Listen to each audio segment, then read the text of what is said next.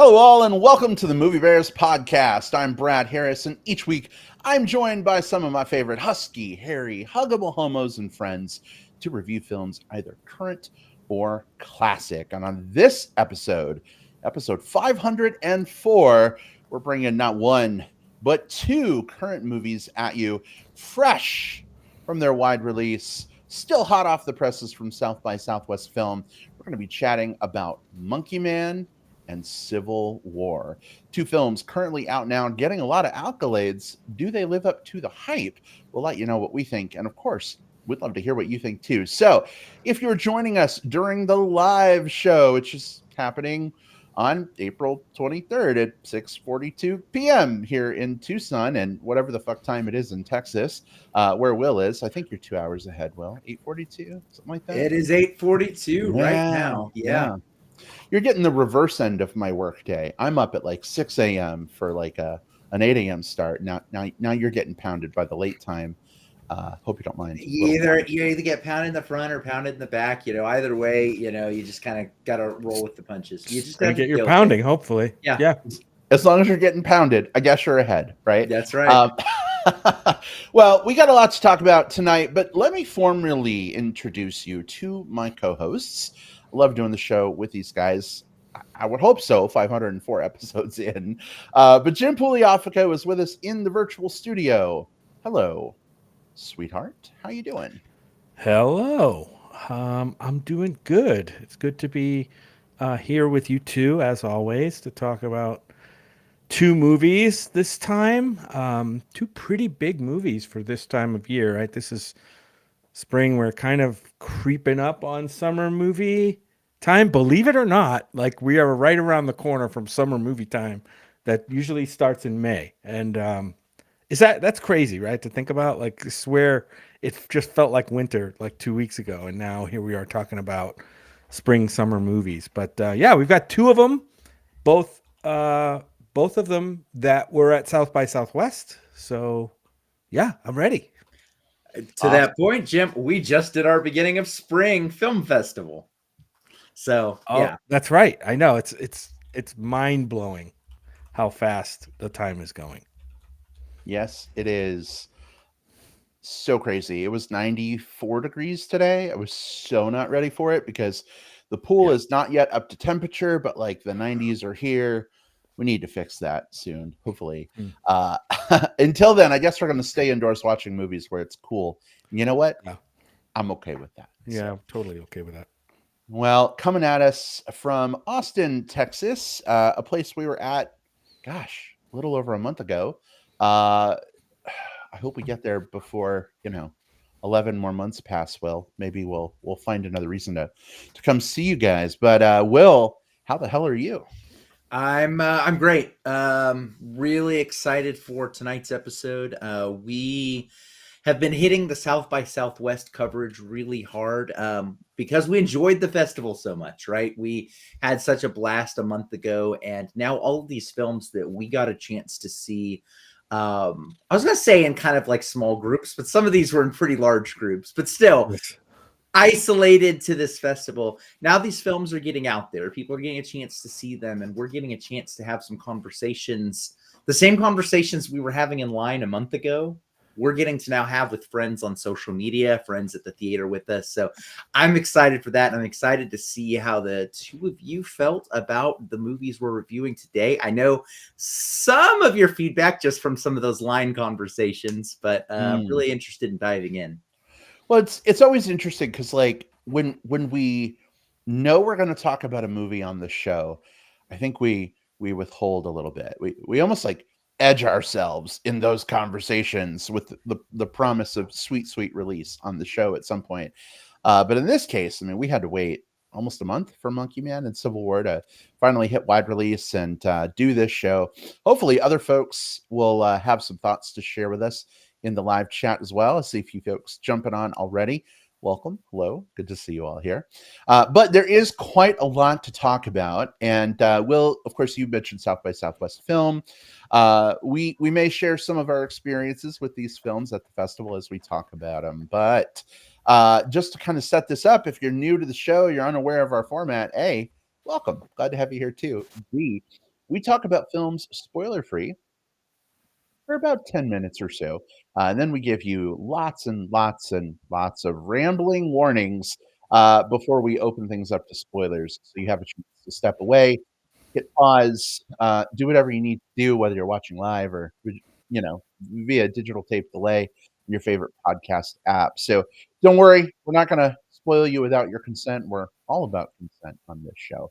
Consent is, as they say, sexy, especially in a bear context. But Jim, Will, are y'all ready to get things rocking and rolling with our discussion of the first film this week, which, looking at my agenda, will be Monkey Man? Yeah, totally ready. I'm totally ready to release all over these films. Okay. Yes. We got I'm nothing. gonna release that all of those thoughts that I've been edging are going to be released on this Jim. All right, I guess we're moving on to plugs. Bye, guys. That's a successful episode.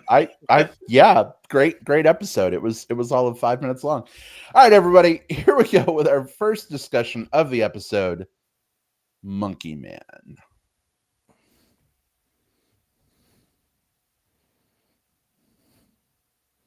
All right, get ready for all the Dev Patel goodness. Will, I know that this was a film you were super, super stoked about seeing at South by Southwest Film. Jim, feel free to edit that out or don't. After 12 years, probably won't remember to. Sorry, it's fine. I should learn to talk better, and then we wouldn't be in this situation. But anyway, Will, you were pumped about this movie. It seems fitting that you maybe be the one to kick this off. Tell us a little bit about seeing this at South by. Maybe give us a brief setup of what this movie is for anyone who's unaware. And to add a third thing to your mental plate, I believe in you. I'm sure you can do it. Give us some initial spoiler-free thoughts on what you thought of the film itself. Absolutely. So Monkey Man is a film written by, starring, and directed by Dev Patel. This is his directorial debut. Produced by Monkey Paw, which is Jordan Peele's production arm.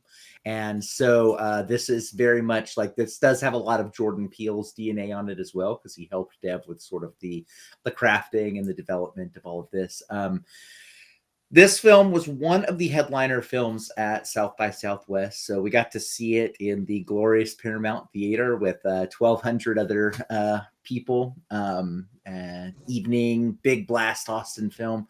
And the film stars Dev Patel as this character who, when he was younger, a tragedy befell him, and so as he's gotten older, he's learned to fight through these like underground like fighting, betting on fighters to like bare knuckle box each other type thing, all so that he can eventually get himself into a position where he can enact revenge on the people who are responsible for the tragedy of his youth. This film is set in India, and I think part of what makes this part of the really compelling part of this film is how much of just Indian culture and Indian just sort of day-to-day and also Indian mythology is sort of like built into this film. It makes it, it definitely gives it a different flavor compared to some of the other films I think it's going to be compared to. It's probably going to most get compared to John Wick, just because I think that's the film that most people have seen. I don't think that's a fair comparison, in that I think that it's going for a very different thing. It feels much more inspired by the Indonesian action films or South Korean action films, things, you know, like The Raid, things along those lines, that I think really inspire a lot more of the kinetic action kind of scene to scene as you're fighting through like a moment to the next room to all of that. All in all, I very much liked this movie. The action is good. It was, I mean, I think it's just, depending on how you classify some of these other movies, it's definitely my favorite action film of the year. I think that there's some inclusion by a group that we'll talk about in spoilers that I think really added something, especially to that second, third act bridge. Dev Patel needs to be, you know, we've known he's a good actor. Like this is known, but I think as a director, he's got the chops. And again, it doesn't help that he's, up until now kind of acted in a, Oscar nominated like roles in the past and has some pretty well established directors kind of helping to craft things. But his vision is all over this. But most importantly, man, he's a good action star, and I would love to see him do more action. Like I'm down for maybe not necessarily more of Monkey Man, but just more of like him and kind of in these types of roles. Yeah, this is good shit. Is the story maybe a little familiar? Yes, and I think that's the only place I'd really knock it. Like when you really boil down, it's like one sentence, like elevator speech of what the plot is. It maybe stumbles a little bit to be different than every other kind of revenge action film. That said, in terms of the actual execution, I think it works, especially because of the culture and the atmosphere that adds, again, a little bit of extra flavor. So I'm a fan. I recommend it. It's pretty good. All right. Well, thanks so much. Appreciate that setup. Jim, let's go to you. So, what are your thoughts on this film? Again, Dev Patel being at South by, cast, crew, all the fun things, line standing, all that goodness as a bonus to this film. But that aside, where did you come down? Yeah, I'm a huge fan of Dev Patel. Slumdog Millionaire is a great watch all the time. I've seen it a couple of times and I like it every time. There's a littler known movie that he's in that I really love called Lion. If you haven't seen Lion, it's another movie set in India about it's kind of a action coming of age movie. But I really like that one. Of course, he was in The Green Knight. He's been in lots of other things. I think The Secret Life of, or The Wonderful Story of Henry Sugar, recently, and just several movies that I really like. So I was excited to see what he was going to do from a writing and directorial point of view. And like you said, Will, this is kind of a branch off of what the kind of films that he's been in. This is a straight up action revenge thriller kind of film. What I liked about I did like it a lot, and what I liked about it, I'm gonna, without spoiling, there's not a lot of this is a lot of comparisons to like the John Wick movies. One big difference in this movie is there aren't hardly any guns. Like there's some guns in this movie, very few. This is mostly hand-to-hand type of action, which to me, Will, like you said, puts it in that same genre as like these North Korean action films, or I'm sorry, South Korean action films. That we all like so much. And yeah, I really liked it. I think the film really shines for me in the third act. Like it really, really comes alive. I love the third act of this movie. There's some issues, any issues I have are kind of with the storytelling. And I think it gets back to, yeah, we've covered this area before many, many times. And I think this movie gets a little bit bogged down, especially in the second act, with trying to tell a story we've seen many, many times before, maybe try to tell it in a new way. But then when the third act hits, man, this movie really hits its stride. And to me, that's what makes it worth it. So yeah, this is a recommendation for me. All right. Two big recommends from two of my favorite people. That's telling already, but I'll weigh in with some thoughts here too.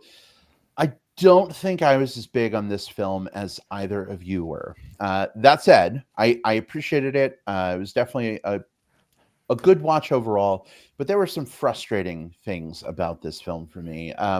You both mentioned that third act, and I agree. It's kinetic, it's exciting, it's visually just bonkers and awesome. But I think that the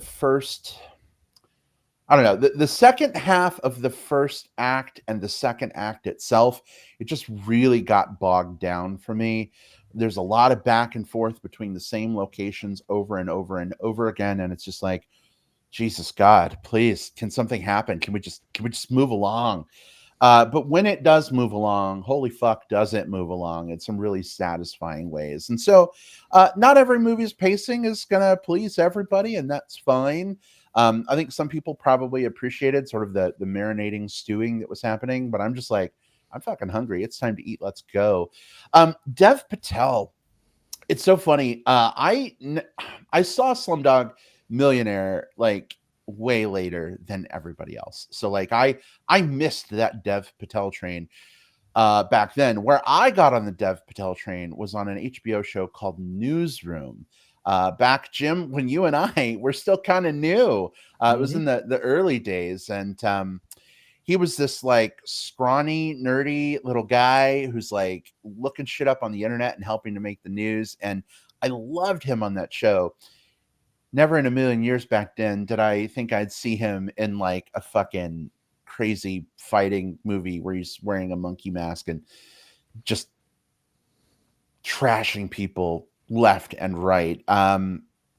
It's kind of a cool transformation for me to see him go from that to this. And I know he was in, The Green Knight, and that was fine. I have my own feelings on that movie that I think are a little outside of your guys's too. But I would say this film is so much more. I keep saying the word kinetic, but like it's just so much more like visceral and like literally hands-on, even compared to that film. It's great to see Dev Patel as kind of an action star, but also the fact that he wrote and directed this film. Like mad props, for doing all the heavy lifting on all the fronts. Really, really good stuff. So I would say this is a soft recommend for me. I might even say like wait for streaming. But definitely I think worth seeing. I wish maybe it was like half an hour less in time and a little tightened up. But we've got Kev in the chat who says sexy bears. Hey, Kev. Oh, Kev, been following along with the stuff that's been let's say your adventures on social media. Hope all is going well, Kev. Right. Yeah. Hope you're doing well. And speaking of sexy bears, I think that applies both ways. Just saying. Right. So interesting about Dev Patel. You mentioned that this was that was a really good kind of summary of some of the things that he's done, Brad. But I think also interesting is the fact that this has happened over a grand scheme of things, fairly concise number of years. He really exploded on after doing some I don't want to say soap operas, but just sort of like he did a television show and I forget the name of it in England, but after that he exploded straight into Slumdog. He is significantly younger than any of us, and that is one of those really humbling things that I feel like when I realized everything that he had done in this film, the acting, the directing, the writing, all the stuff that has happened to him in his career to get him to this point, and the amount of like. One thing I will definitely like say about this film is this is definitely a one where Dev Patel gave a shit all the way through it, right? Like he there was nothing phoned in, there was nothing that felt like kind of making a movie for the sake of it. Like he really wanted to tell the story, and that part is very true. I feel like this is going to happen more and more to me as I get older. But finding someone who has done all of this and is in exactly this spot and is a good, like 8 years younger than me, is get used to it. Get used to it. As someone who's even older than you, I would say get used to it. Settle in for the ride. I'm strapped in. I'm ready to go because this was definitely one of those like I don't know, harbinger of things to come, and not necessarily in a bad way. I think there's this other thing that happens in the world of I don't know, like media, where it talks about music or movies or art or whatever, where we tend to think that the only good people are the people that were before our time or who were at our same time. And I think there's something pretty badass about finding people who are a decade younger than me, like doing shit like this, and knowing that, as I continue to get older, there's going to continue to be just a slew of amazing artists kind of like maybe you haven't even been born yet, who are going to be making just some of like the best art. I think that's cool. Agreed. It's going to be fellas, interesting. Yeah, go ahead. No, go ahead and finish that thought. I said it's going to be interesting to see where, where Dev Patel goes from here. We'll definitely be on the lookout for his next project, either acting or, hopefully maybe another directing job coming up. I don't know. We'll definitely have to keep our eyes peeled. Well, how do y'all feel about making that transition over to spoilers so we can bank a little time for that and get onto our second movie a little bit later? Yeah. Super ready for it. Spoil it. Cool. All right. Listen up, everybody. Spoilers for Monkey Man are about to be fair game. If you haven't seen the film yet, you value your virginal innocence where the film's plot is concerned. If you are listening live, now is your chance to step away for the next 17 minutes or so. Come on back for our discussion of Civil War. If you are listening through the magic of digital tape delay on Apple Podcasts, Spotify, etc., feel free to go ahead and use the time index, skip ahead to our Civil War discussion, and then maybe come on back to this segment once you've seen Monkey Man and you want to hear the rest of the review. All of that said, I'm officially activating our spoiler warning ticker. Boop, boop, boop, boop, boop, boop. There it is. It's on the screen. That lets you know spoilers, totally fair game. Jim, Will, where do you want to start? I'd like to talk. Go ahead, Will. Yeah, I'd like to start with there's a spot in the kind of the pre-spoilers that I alluded to, and I wanted to double around while it was fresh in mind. And it's this is a very trans-inclusive film. There is a significant section of the film where Dev Patel's character, after suffering a major setback during his first attempt at vengeance, is taken in by this. They're called Hijira, and it's sort of like India's like third gender community, and they help him find his sense of self. They help him kind of refocus his vengeance so that he can be more effective. They help him kind of train him back up to health, and they actually come in and do a bunch of like ass kicking as well. They're never played for laughs. They're never played as a joke. They are played with a reverence for, not irreverence, but a reverence for what it is that they do. I was reading an article in Variety specifically about that, and I have it pulled up. Dev Patel said, "Hey, this is an anthem for the underdog, the voiceless, the marginalized.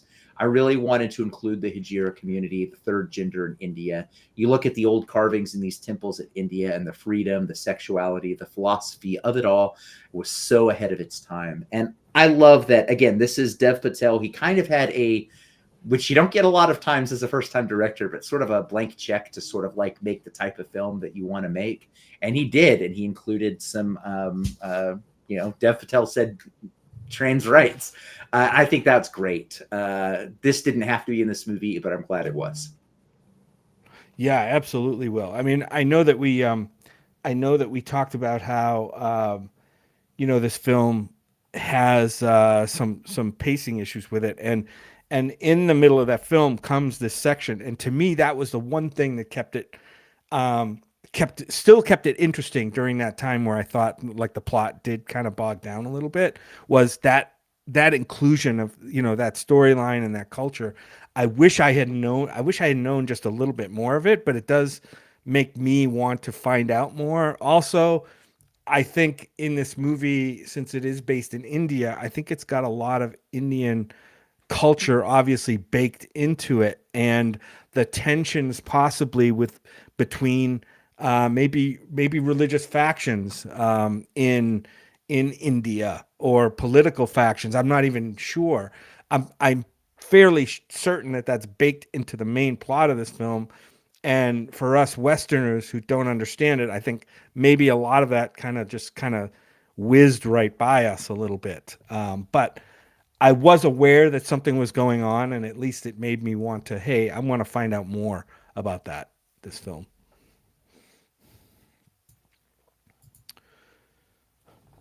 We're all waiting for the next person to say something. That's funny.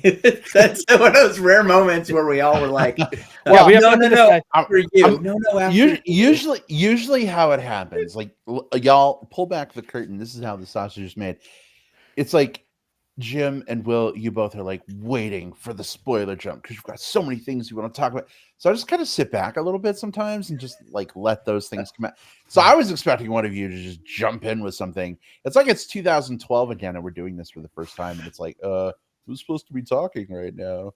I was legit just like, well, let's wait for Brad and see what he had. And so that's so funny. We were all waiting there, just like essentially going, no, sir, after you. No, I know. I didn't want. after And it's weird because like not one of us wants to like dominate like the conversation. We want to give space for the other people, but since there's space, I'll jump in. Well, real quick, because Will said he was waiting for my thought, so I'll give it. I think the inclusion is fucking fantastic. I also did not know about the third gender piece of this, and so I was doing a little research after the film as well, and kind of reading some interviews and things, and it was really, really cool to see this represented on screen and in the way that it was. And my only thing is like with that group, nobody had fucking guns when they came in for the fight, even though like earlier everybody had fucking guns, but like all of a sudden it was like a fisticuffs battle. And I'm like, why don't any of the security guards have guns? Why don't any of I don't understand, but it's really cool. Yeah. It's one of those things where I think here in the West, we've grown up with Westerns, right? Everybody had every movie that has a conflict ends up settled with guns almost, right? So it's baked into our movie going expectations that there's going to be lots of guns. It's going to be a massive gunfight. And guess what? We really don't get that here. And I think the movie's better for it. You know me and my feelings on gun violence in movies anyway. Either you're going to do it right or just don't fucking do it at all. Show the horrible, like horrific effects of brains, actual gun, gun violence, or don't do it at all. Those are my feelings. And this movie kind of goes that way and doesn't really have much of that. But still, there's a lot of carnage in this movie. This is a very violent, very bloody film, even without all the guns. So props for that, for showing the real effects of violence, right, in this movie. It's very visceral in these fight scenes. There's serious carnage going on in them. So yeah, I give it a lot of props for that. And I liked there's sort of a wraparound story here about, why it's called Monkey Man, based off of a story from Indian mythology. Folklore or something. That the Dev Patel character was told about as a child, that sort of resonated through some of the choices that he made as an adult, and even wraps around to some of the final shots in the film. And I thought that was really good. I think that it really gave us a through line that spoke to this route of vengeance that he was going on was not just personal. It was almost divinely ordained. Not necessarily that it was actually divinely ordained, but it has that same feeling of like inevitability and almost predestined. Like these things that were supposed to happen in this movie were supposed to, because that's the way this story could only go. I think sometimes that's a fun way to experience a film, to kind of be pulled into its own like the gravity center of it that you can't quite escape, and even the characters can't quite escape. And because of that, wonderful or tragic things happen. That's the type of film this is. This is a character on a train where the brakes have been snapped off, and it's just going to go where it goes, and you're just going to go along for the ride. Very good. And I don't know why it felt clunky to me, but one of the things that I did kind of question after the movie was there was flashback scenes in this movie to the traumatic reason that the character here is on his venge quest.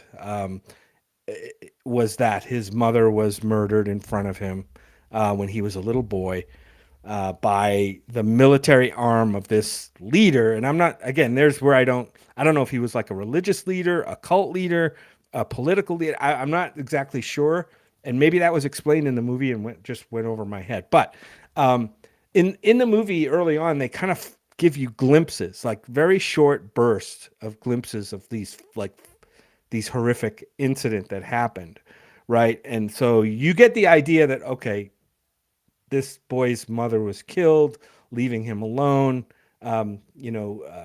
giving him this quest for revenge. And then later in the film, they do it again. Like they spell the whole thing out for you. There's a whole scene of the entire event, and it felt a bit. I don't know why it felt weird to me. It felt a little maybe redundant. Like we didn't need both. Like we could have done with one or the other. I don't know. Just choices. I think not that they were bad, but it didn't feel bad. It just felt a little bit unnecessary. Because I think I already was behind the character in the first place. Yeah. And I think one of the things that, without even having to go too deep into like Indian politics, I think the thing that is accessible about this film, at least, from a United States perspective, is you've got this story that's the politics of this movie are, hey, the government is becoming more authoritarian and they are leveraging both like police force and sort of like the religious leadership force as part of that authoritarianism, right? Yeah. Which is something that we're seeing happening in the United States as well, right? So that was one of the things, it was like, this was definitely not a story about my culture, but I was able to see some things that pertain to like some of the very real experiences that I've seen, in my backyard. And here, those two authoritarian arms, the law enforcement, the religious forces, both come together because they needed to kick these people out of these houses because they were going to essentially build like a Joel Osteen mega church there, but like, Indian version of it. And when the people said, nah, I live here, they were murdered by the police. You can very easily see the parallels to that, like at least in terms of like some of the stuff that, again, that we experience here. And that's what was able to be my like hook on points, like not knowing much about like this political faction versus this religious faction or whatever.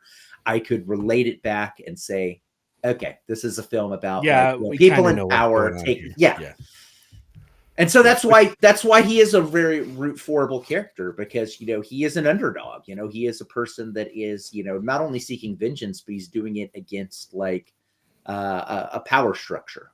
Right. He's become sort of like a stand-in hero for, toward the end, he comes as kind of like a stand-in hero for the oppressed. Right.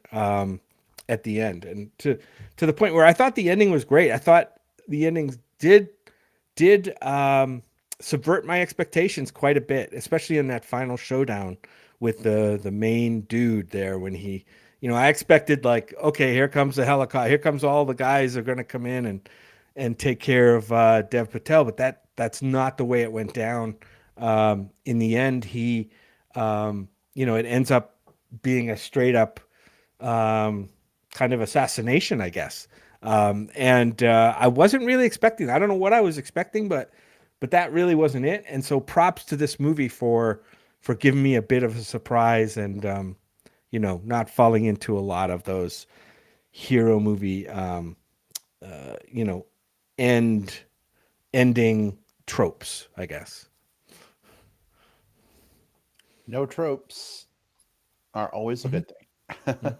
Although I will say, this, especially the last third of the film, really felt like a video game to me. Like he was fighting through the different levels and then got to the mini boss and then went from the mini boss to like the second. Oh, there's even an elevator boss, to the final boss to, So but here's the thing. Like, I don't think you can get away from that video game feel anymore. Do you have to these days? We watched another show, Brad. You know what I'm talking about. I do. That had kind of the exact same thing in one episode where they actually went up through this climactic battle. They actually go up in floors of a structure, like to get to ever increasing levels of opposition, right? Till they get to Mhm. the big boss at the top. I don't know. I speaking of tropes, it's already a trope. I don't know why. Not a gamer, but do you think as gamers you have to have that in a movie to be satisfied that somebody's actually, you know, their journey has felt earned? You know what I mean? And their final face off has felt earned. They have to actually physically go through the levels and level up each time. Sometimes yes, sometimes no, right? Yeah. Like it depends because as with everything, with film, like any type of scene to scene transition is all kind of like it's visual shorthand for what the character is going through, right? So in the case of an action movie or something where we're trying to put the character through multiple trials and tribulations, I think the instinct is to make each one more difficult to the last. Otherwise, your climax happens midway through the movie and like the threat level sort of like peters off. You want the film to end on kind of like the big satisfying fight, and so that's why you have to build up to that if you're doing that style of film. It's why, like, if you watch like a movie about like a boxer, like his first matches are going to be easier than his last ones, because it would suck if like if we watched like Rocky and like he gets his ass kicked in the middle of the movie and then we get to the final climax, he taps the dude once and the guy just falls down. You're like, oh, I guess I won, Adrian. I guess that happened. So that's part of it, right? Like it's managing the audience expectations, and it's managing it in a way that sort of relates to what the character is having to experience. Now, obviously, that only pertains to action films. You're not going to have that same thing happen with like a rom-com or a hard sci-fi film or whatever. But they also have their own structures that are kind of inherent to the audience experience. I agree, and I think Dev Patel figured, hey, John Wick 4, they got they used the stairs to get up to the final fight scene, right? The final face off, and I don't know if I'm ever going to be able to top that staircase scene in John Wick 4. So I think I'll put an elevator in this movie that I have to open the doors with somebody's severed thumb, and you know what I mean? Like yeah, I just think the parallels are interesting to draw.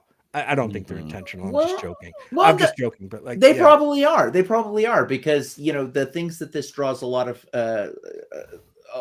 influence from. You think about like The Raid, which is essentially exactly that. They are working their way up through a film to get to the thing, or something like Old Boy, which has a very notable extended long fight scene, punctuated on either sides by sort of like elevator doors that kind of open on either the action or open on the punchline. So Dev Patel knew what he was doing with some of these. He knew what visual shorthand he was drawing from to sort of craft what he was doing here. And I think that speaks well for what he does next.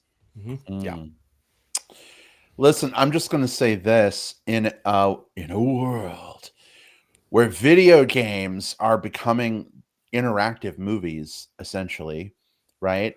Communities. I think that the storytelling mediums are converging in a way that maybe they haven't before, and so we're seeing games copy movies, movies copy games, and like it's all just creating art and cribbing the best stuff from each other, trying to improve upon it, and as long as it keeps giving us great art, I'm all for it. So maybe not like 8-bit music in a Dev Patel movie, or maybe so. I don't know. Why not? Maybe that could enhance it. Could be interesting. Set that to Dev some Mario music. Dev Patel in like a chiptune style fight. Yeah, all right.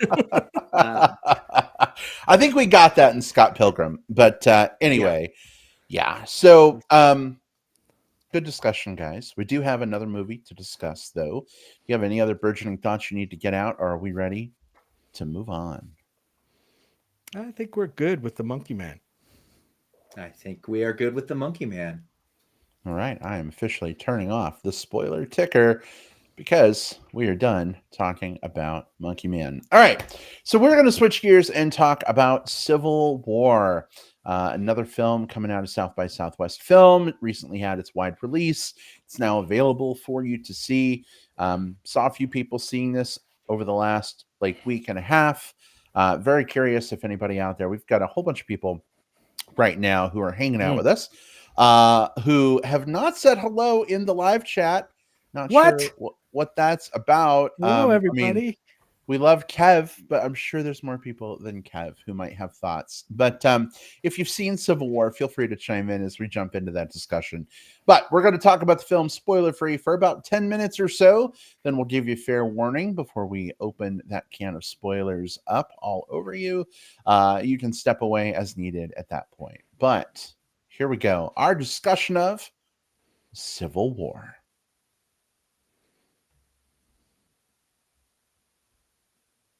All right, Jim, I know that Civil War in particular was a film that you were very, very fucking excited about seeing at South by Southwest Film. I know this because every time we sat down to have a discussion about how to like path our movies and figure out what our plan was going to be, Civil War was part of that discussion until seeing it became a thing. So I can't think of anybody better to launch this discussion. Tell us a little bit about seeing this at South by, and maybe just a setup. What is this movie? What were your initial thoughts? Spoiler free, of course. Right, sure.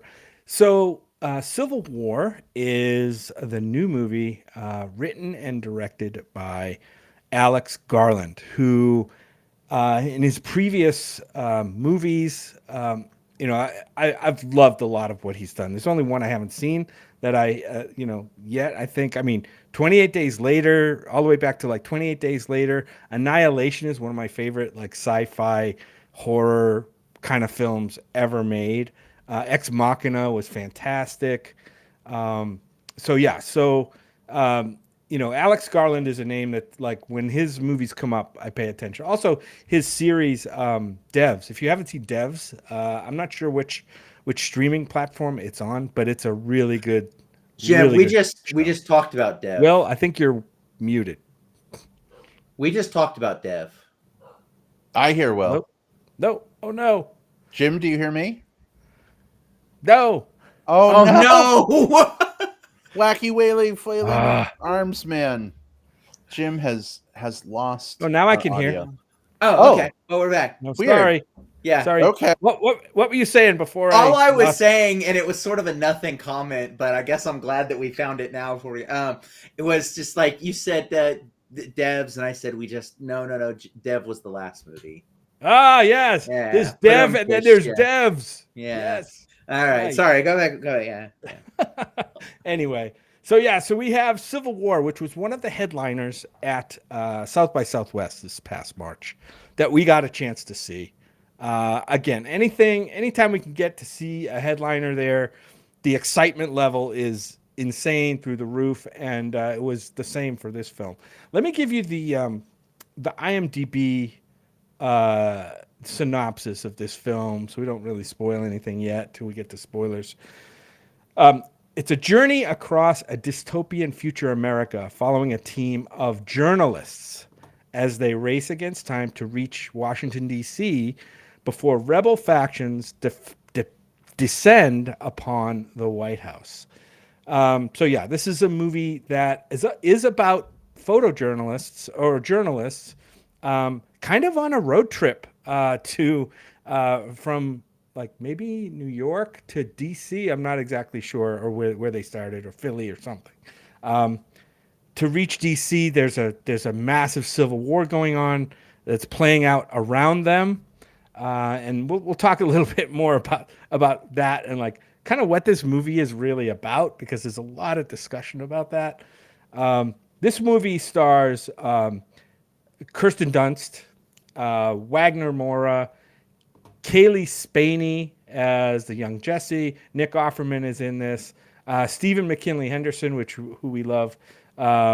Jefferson White, was good to see him in this. He plays a character on the TV show Yellowstone that probably is my favorite character and favorite actor from that series. He plays one of the soldiers here. This is a great cast. It's great to see Kirsten Dunst again. I can't recall like what was the last thing we really got to see her like in a meaty kind of a role in.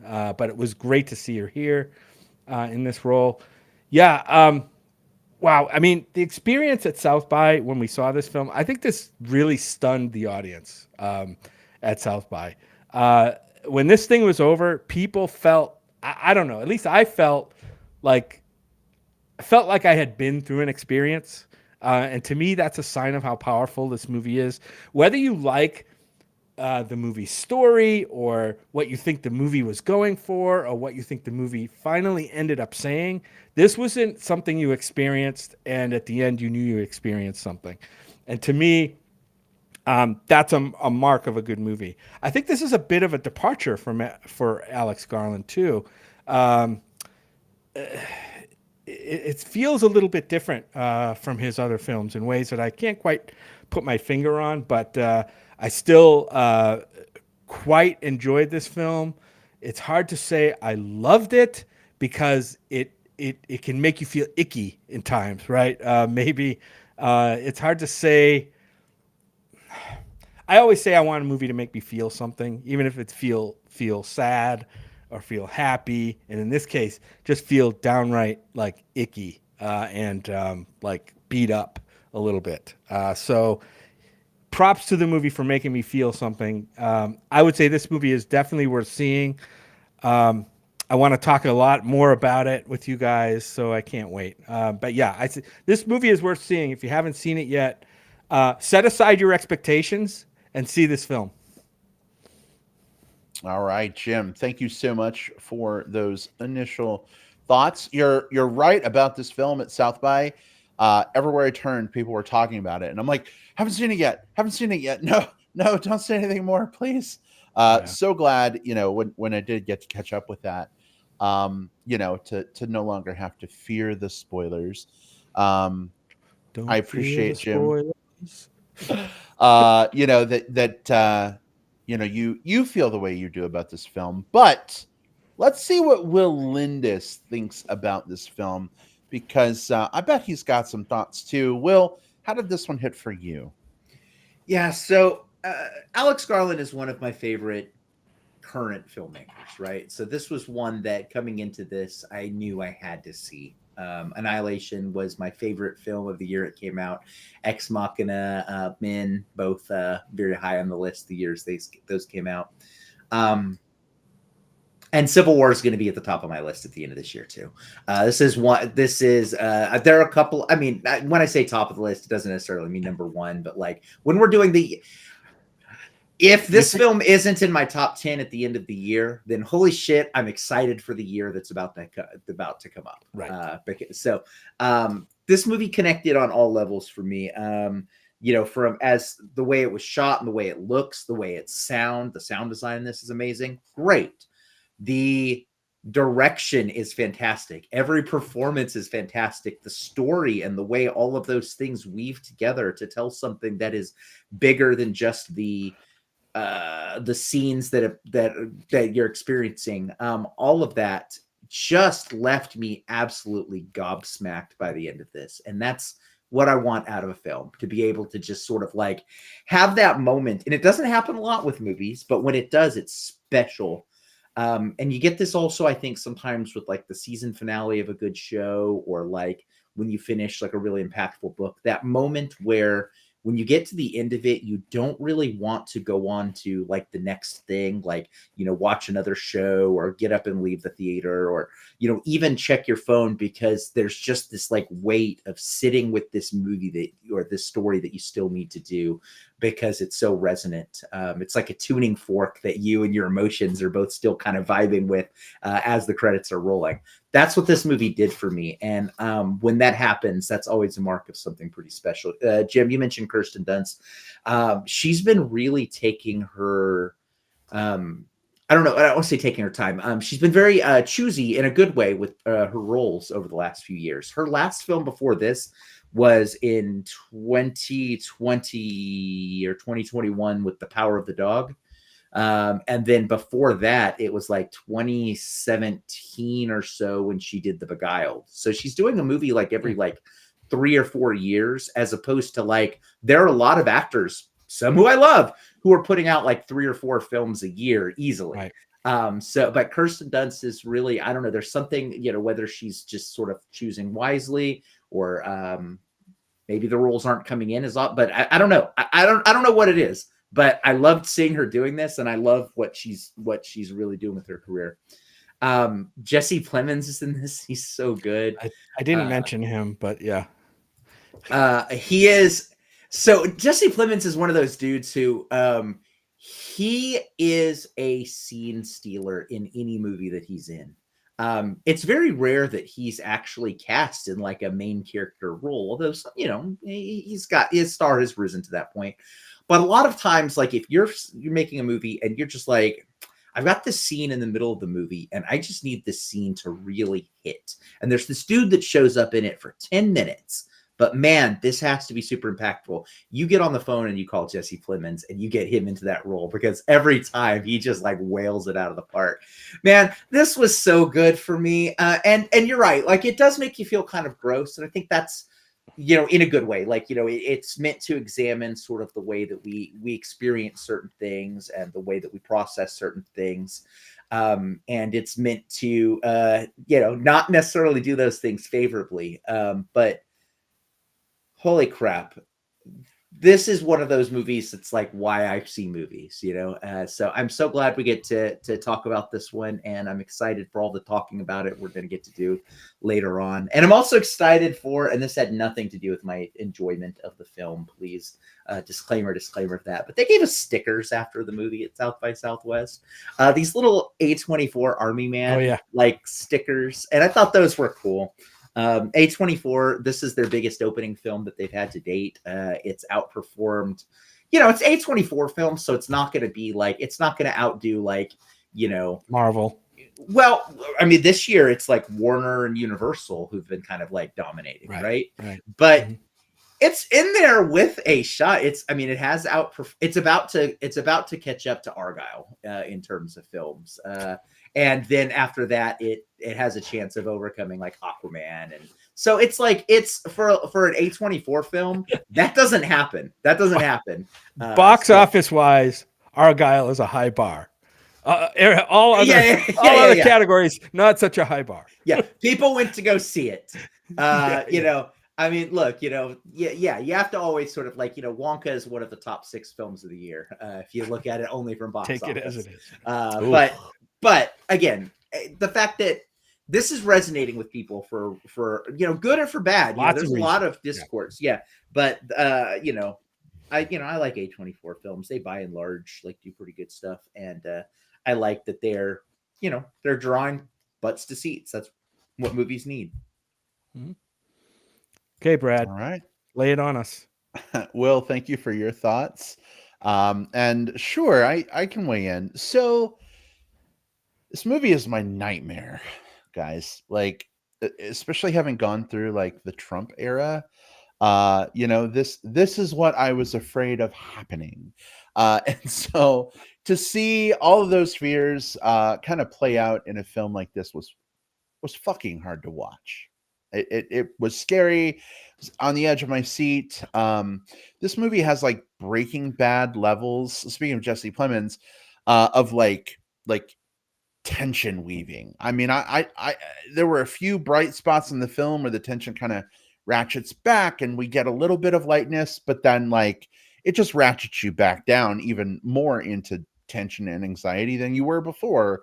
So I felt a lot of things in this film. I cried. I got scared. I was very concerned.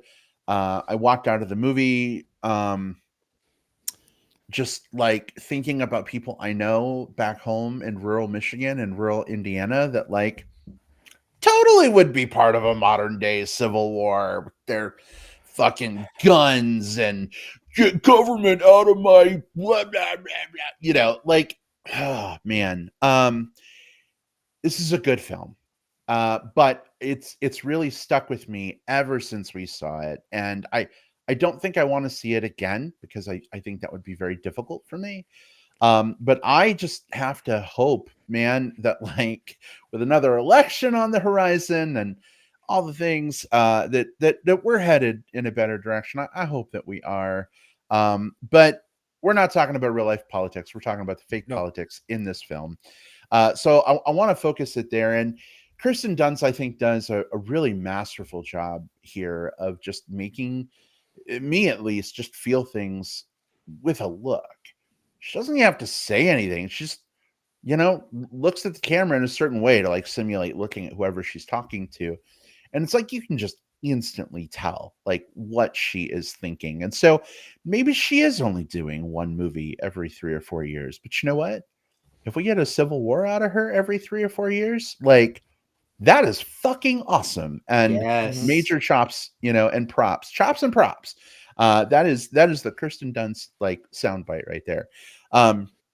But Jesse Plemons in this, Jesus, guys, scared the fuck out of me. And I know we'll talk more about probably his character and some things that happen there when we get into spoilers. But I know Jesse Plemons type people from aforementioned rural areas of Michigan and Indiana, and hence part of the scariness. Some of them maybe even people I went to high school with. So that's sitting with me too. But I think by and large, this film does a really great job of kind of being like it's like coming of age and also a road trip movie and also like a, character study, but also like a really fucking scary, like military guerrilla warfare action film. Like it's all of those things and somehow a lot more, because of all of those things have converged into something pretty damned incredible. So I'll just say this: A24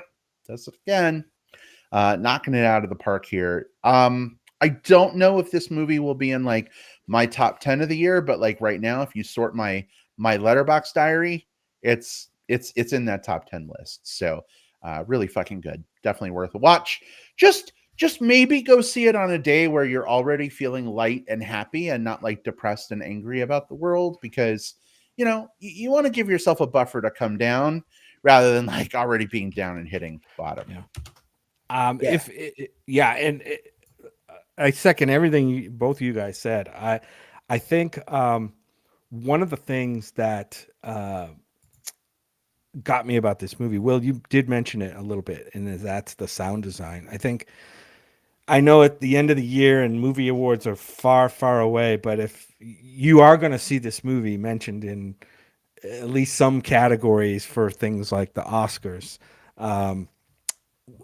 especially when it comes to like sound editing and sound design, the way the sound design is used in this film, especially with like there's a lot of as much as there are not many guns in Monkey Man, there is every gun in the world is in this movie.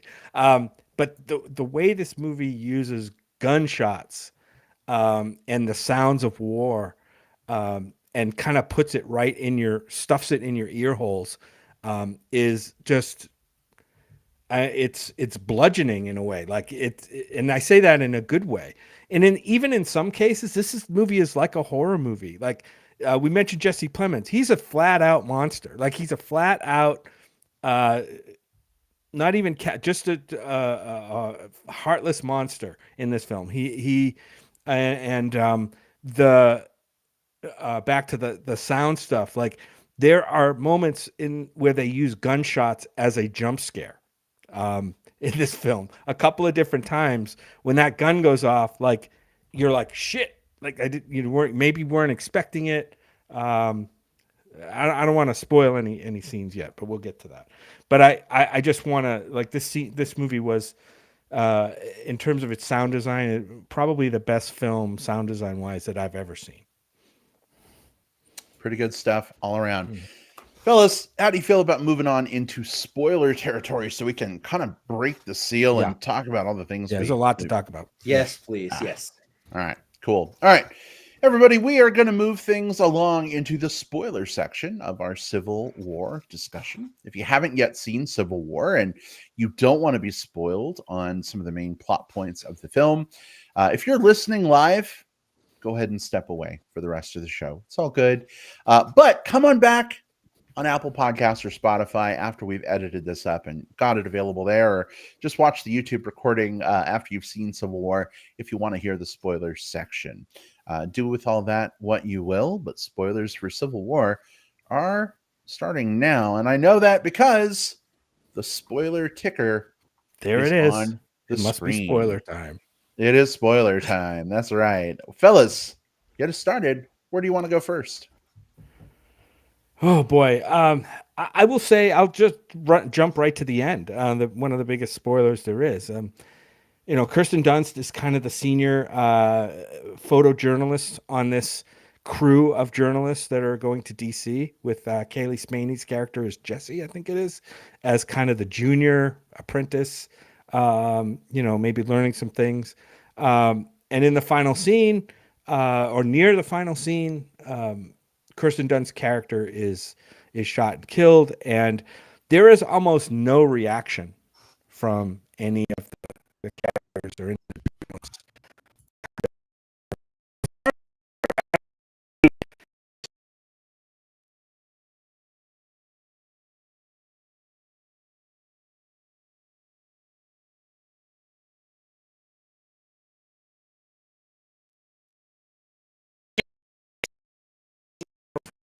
The character appeared to feel anything when one was taken down. And me as an audience member, I didn't feel much either, which was weird. And that's the way this scene plays out. It's just that the intensity level is so high that I didn't stop to really feel anything in that scene, and that was really weird for me. Yeah, I think what worked so well for me about that is that that's sort of a through line that the story had been setting us up for, right? Because we have two different characters, both the Kirsten Dunst and Kaylee, the apprentice and the mentor, who are both coming to grips with how much personal investment they should experience from a story. At the beginning of this film, we see the Kaylee Spaney character wanting to be involved kind of at the front line, but becoming, throwing up or becoming shaken when she sees like really rattling shit. Whereas the Kirsten Dunst character is just an old hat at this Ice point. cold. And you're not really supposed to. You have to have that level of distance because your job is to report the story and to show the story so that other people can then form their opinions. But through the course of the film, they cross paths because by the end, the Kirsten Dunst starts to become so rattled by what is happening and seeing what's happened that she deletes the when the character's name is Sammy. When Sammy dies, she deletes the photo of him, which she said she would never do, from her phone because she's realized that there's a personal cost there. And she realizes also that instead of taking the shot at the end of the movie, she takes the shot, whereas the Kaylee Spaney character, she has started to become desensitized to it because she's seen this happen so many times through the course of this road trip that when the Kirsten Dunst character, when Lee dies, all she can think about is, obviously she takes the photo. She doesn't like it. She's not happy, but there is still a story to report. It is the story, the only story, the execution of the, I've got to be careful about saying it on the podcast. I don't know. Just like one of those things you didn't want to say, but the permanent retirement of a high political figure. Permanent. But you're right, Will. It's a good observation. It's kind of like it's a humanization to dehumanization journey that both of these characters are on. The only issue is they're on it in opposite directions, right, throughout the movie, and that's I think one of the main storylines or through lines in this movie, just played against a civil war. The one movie that came to mind and still comes to mind when I think of this film is a movie called Apocalypse Now. If you've ever seen Apocalypse Now, it is basically a road movie set in a war zone, against a war zone with fucking crazy things happening, like to these. In Apocalypse Now, it's soldiers, not journalists. But I think there is a journalist in Apocalypse Now as part of the crew that's going down the river to do this mission. They're on a mission to meet up with this general and take him out. And there's a lot of similarities between this film and Apocalypse Now, which, if you think about it, are pretty cool. It's a pretty. I don't know if it was intentional or not. Whether Alex Garland had anything about Apocalypse Now in his mind when he created this film, but the parallels are kind of uncanny. I think those parallels really come from the fact that there's another part of this film that I think you also kind of see with Apocalypse Now, and you see with other, it's not uncommon overall, and that's and nor is it complex, but it's okay. It doesn't have this part doesn't have to be complex. This is a movie that is not excited about the prospect of war. War itself is not a fun, enjoyable, jingoistic thing that we have to do. The same thing as in Apocalypse Now. We're seeing the horrors happening. It's and again, saying like, "Oh man, the movie's about war is bad." Yeah, of course. That's it's sort of a simple distillation. But I think that very specifically, both of these films are saying, "Hey, are you sure this is what you want? Like, Right. Are you absolutely sure? Because this is what's going to happen. Are you sure?" Is it a cautionary tale, right? Yeah. A bit of a cautionary tale about, hey, are we really on the path to this thing right here? And I'll tell you what, Brad, I mean, to your comment earlier about how this is a fucking nightmare movie, right? About what we might envision or what we might imagine kind of we're heading to. When toward the end of the movie, when the siege is focused in Washington, D.C., on the White House in this case, we already had an insurgency attack on the Capitol building in Washington, D.C. And this movie paralleled that for me. Like, that it was very uncomfortable to see like these symbols of our government and our democracy that have stood for our lifetimes under attack, both in real life as the January 6th thing happened at the Capitol building, and now in this movie. Now, granted, we've had White House Down and all that other shit, but that definitely felt more fantasy than anything. This movie just felt so grounded, and that's part of the icky feeling that I got from this movie. Like, to see that under attack is horrifying. It was horrifying on January 6th, and it's horrifying again in this movie. I think that what's especially terrifying about it is that, and again, I think this is a testament to just how strong the script is here. I think there's a world where they could have made the politics of this more facing forward, where you have like a good guy faction and a bad guy faction. And they intentionally went out of their way to sort of make the factions, all of this is bad and we should not do this. Because they specifically, the president in this one, and they don't spend a lot of time on it, but they do go over the fact that he's forced himself into a third term and is overturned. Like, he's done some right, like some kind of Trumpian shit. Kind of. Yeah, well, no, he's done some of the shit that, like, that if Trump were, like, let's just get into real world politics. If Trump were to do some of these things, that's some of the stuff that I'm personally like afraid of, right? Like that he might. So, but they intentionally, like, I think we sometimes think about a civil war as like from a historical sense, right? There's like kind of a line on a map, and everyone beneath this side of the map feels one way, and side, everyone above this. And what the Civil War was in this, and again, they don't really go into the politics. And people before the movie were like, "Why are Texas and California teaming up?" They're only kind of like, the movie goes out of its way to just show that, like, these are a lot of different factions that have splintered. There's not like two sides in this. There's like 6 or 7 different sides, people staying out of it. Florida tried to secede. Texas and California are doing their own thing, but they've sort of temporarily teamed up out of convenience. Like, it is messy. It is messy, and everyone is suffering for it. And I think that's where this really succeeds, because you really could have, there's a billion different scripts that probably crossed the plate here, where it really felt like okay, this is the red team and this is the blue team, and which one are we supporting? And they just made everything nasty and everything cautionary instead. And that worked for me. That also scares me.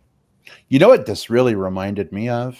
And actually, before I get into that, guys, we have a bevy of rainbow gradient hearts in the chat You see that? from George. Hey, George. It's been a while. Hey, Yeah, Glad good to to see see you. you. I used to play VR games with George like every night for like a year, and we've been out of that for a while. But George, I miss gaming with you so much. We need to play a game again soon. But great to see you here on the show.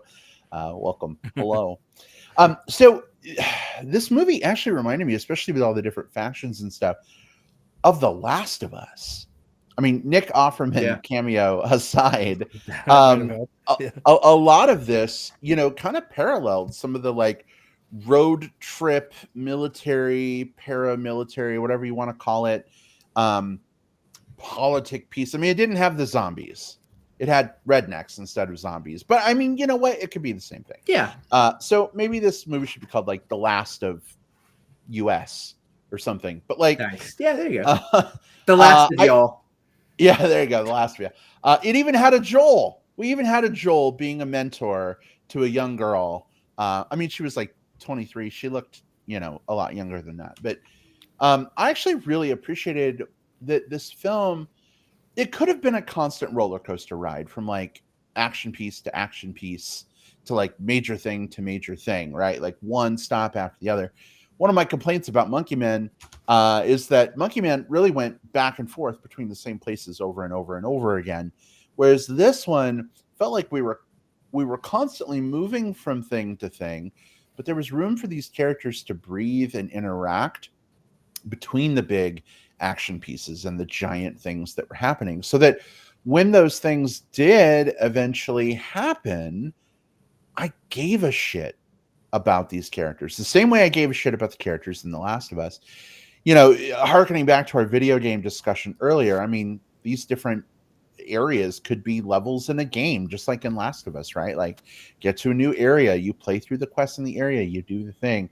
But what makes this storytelling, I think, so compelling is just the characters involved and their relationships with each other. And so by the end of the film, we're in spoilers, when the young girl snaps the picture of Kirsten Dunst getting fucking blown away, like, I both cried and felt horrified and hated her and wanted her to go on to do amazing things.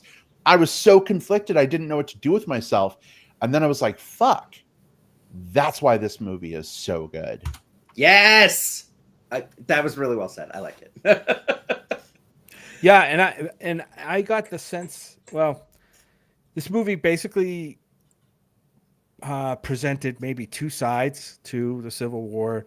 Something called the government forces, and something the government and Western forces. I forget, but we really don't know who's committed the most atrocities in this war. I mean, we do know that we've got a dictator-like president sitting in the White House behind the government, but that doesn't really tell the whole story. No. And I think the movie is intentional in its vagueness about that. And I think that's maybe led to some frustration, I think, with some people. I think they wanted to see two more clearly drawn sides with clear motivations. And this movie will not give you that. It's not what this movie's about. This movie is about the effect of war. It's about the effect of the war on these journalists specifically, and what kind of a hellscape we could be in for. I think that's really what this movie is about. Yeah, and if it was any more clearly defined, then based on whatever your 2024 actual real life political alignment is, you'll find yourself either rooting for against one of the sides within this film. And all of a sudden what the film is supposed to be about will no longer matter, right? Because it's now about whether or not your team wins. You mentioned the video game thing of it. I'll pull another reference here that I think is especially true. So part of what we see here is we're used to stories about war journalism being things that happen there. things, and there is ill-defined, but it's not here, right? Overseas countries, bombed and shelled, as on the ground or embedded journalists are, bringing back photos or footage of what's happened. Those things are important. Those things are nominated for Oscars every year in the documentary category for a reason. They're powerful.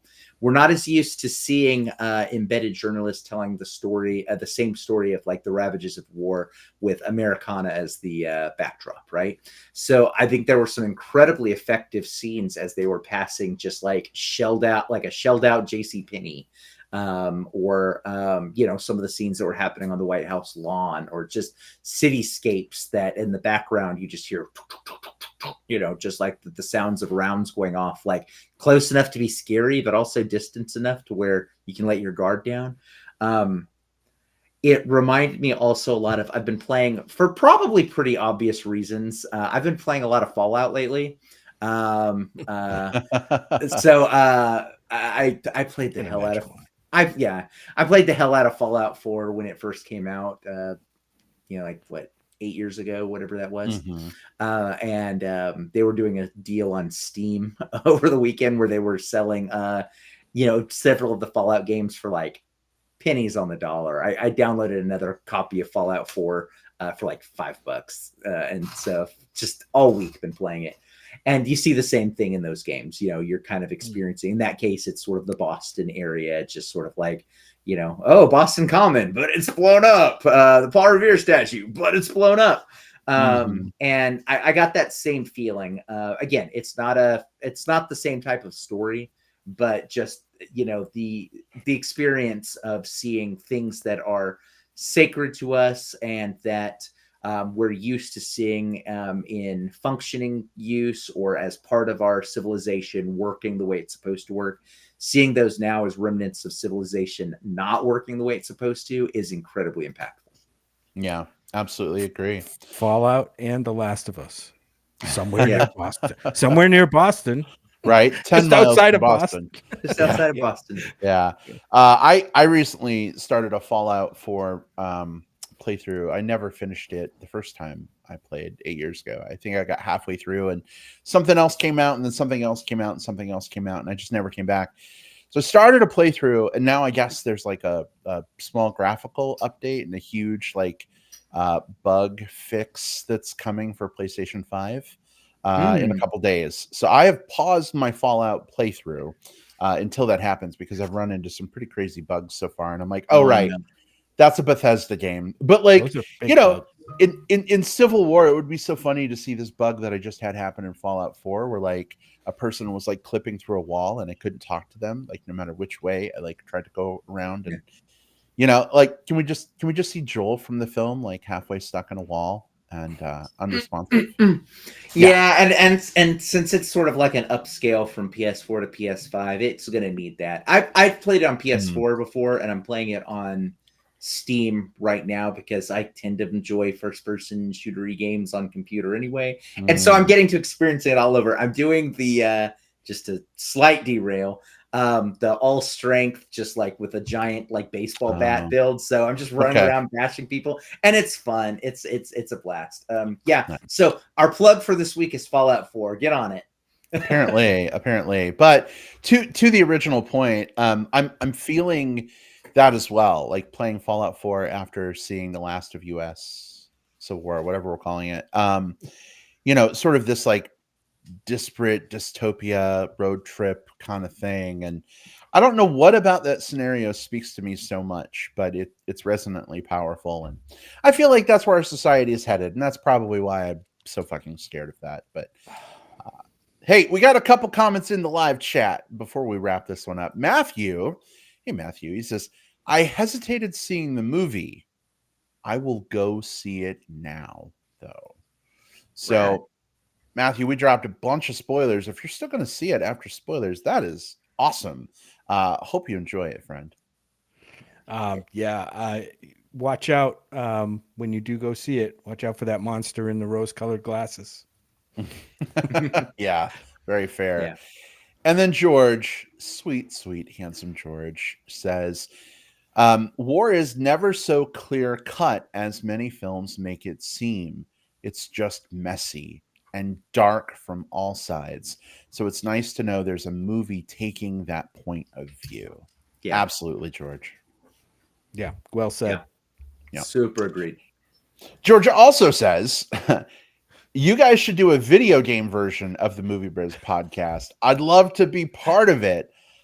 George, you would be a hoot. Hoot? Do people still say hoot? I'm from You just said it. Old people You say just said it. Yeah. Olds on Facebook say it. There we go. That could be hella fun. We actually did a couple of bonus episodes where we got Jim to play some Baldur's Gate 3 with us, and I think we need to do that again. But we need to get on that again. Yeah, but George, maybe we should bring you on, and like you, me, and Will like chat Fallout or something with the series. Oh my god, yeah. That could be cool. That could be cool. Yeah. We probably need to, at some point, we should probably talk about the Fallout show. Oh, man. Yeah. We're jonesing to watch more tonight, babe. I know it's a short night because of the podcast, but we'll see. Anyway, we kind of stopped talking about the movie, which is probably a good indicator. Yeah. That's not a reflection on the movie, though. No, not at all. Not at all. I think there's a lot to talk about. After an hour and 21 minutes and 9 seconds, I think that's where we are right now, by the way, the time it's going. And it's a heavy movie, right? It is. So like it's fun to just sort of on the other side of like something so heavy, just sort of have like a little bit of levity. It is. It is. Plus we get kind of punchy at the end of the night anyway. So those two things are converging. But listen, just so much thanks again to South by Southwest Film, Monkey Man, Civil War, whether you love them, like them, hate them, kind of not like them, they're art, and they're wonderful art for many different reasons. And so we really appreciate South by Southwest Film for putting these movies in front of us. And it's so great that they get wide release, and now other people are able to see them. People like Matthew, who's going to go out and see Civil War. I hope that, we're 504 episodes into doing this thing. Who knows how long we'll keep going, but I hope, Will, Jim, we continue to see movies until we're like on hovering rocking chairs and like can't remember our names, but we know we like each other and love to see movies. So basically, until we're at that point, I want us to be like the Brains in Jar podcast. Yes, we are just propped up by science with movie juice injected into our goo pods, so that we can review them each week. Yeah, give me that. Hell yeah, I'm here for it. Totally. Or if like we get a San Junipero from Black Mirror, like maybe we can visit movie theaters from different eras and like see different movies, like in a VR environment. Yeah, so cool. It's like, let's do a retrospective. It's the 500-year anniversary of The Karate Kid. So let's go back and see it in a 1980s theater. Bring your cocaine. Totally. All right. Let's let folks know how they can connect with us between now and our next recording. Jim, where can people find you online? Oh, please don't say stock. I just watched Baby Reindeer. You do not want to say stock. Oh, nice backhand plug, by the way. Yeah. It's incredible. To be fair, I did one too on Fallout. So. Yeah. Yes, find me on Letterboxd. My handle there is at JJP Out West. You can see it right here at the bottom of the screen if you're watching. At JJP Out West, or you can find me on Facebook under my name, Jim Pugliafico. And a quick funny story, South by Southwest related. We saw Civil War, I believe it was on March 14th, Pi Day. Yes. And I know it was Pi Day because one of our fellow movie critics, Jason White from Get Real Movies, was in line with us. And because it was Pi Day, I think it was 7-Eleven was doing free pizzas all day.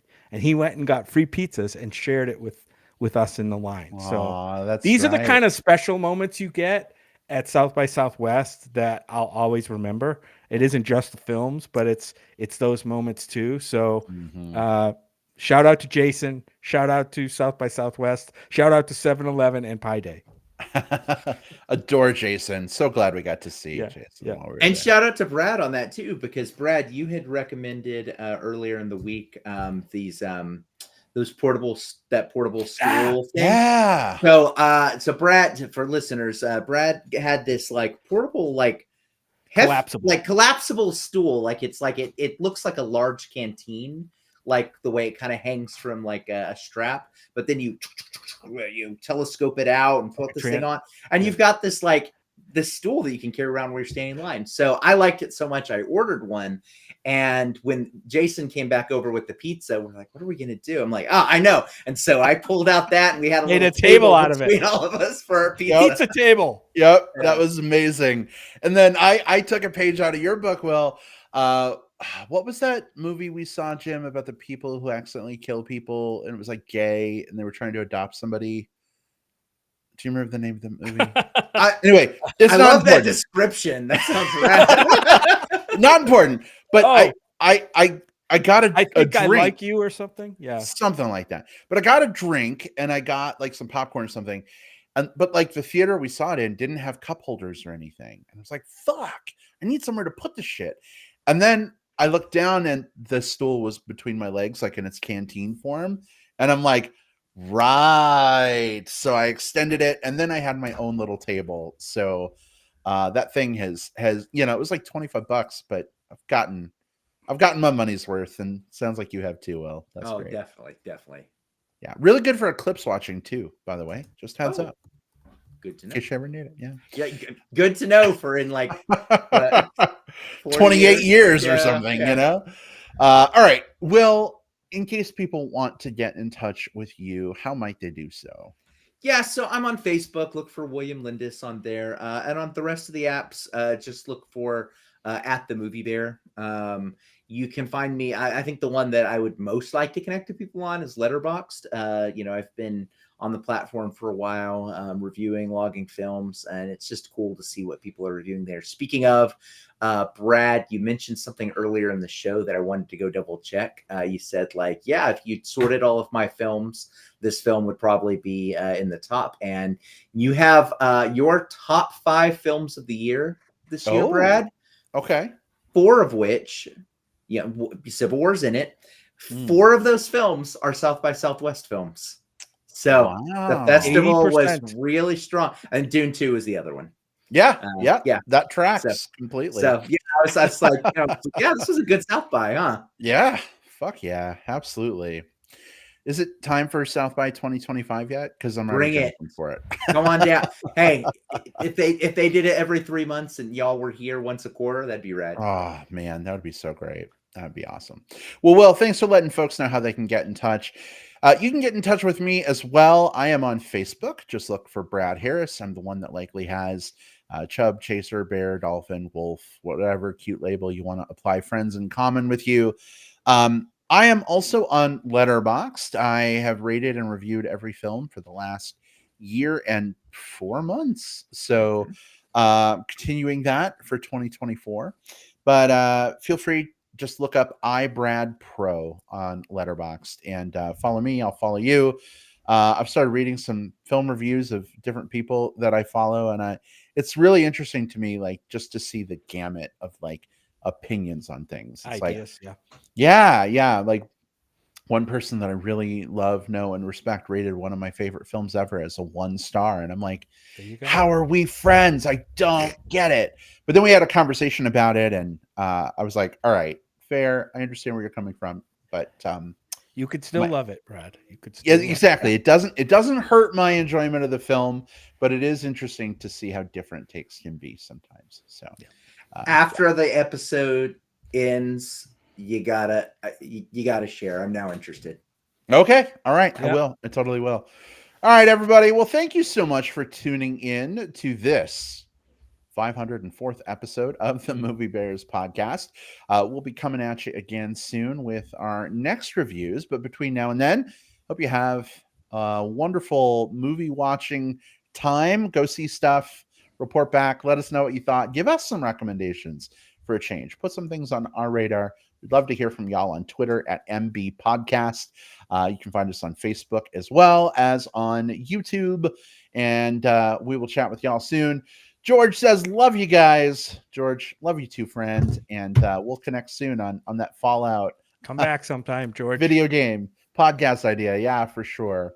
Take care, everybody. We'll see you next time. Goodbye. Bye. Bye-bye.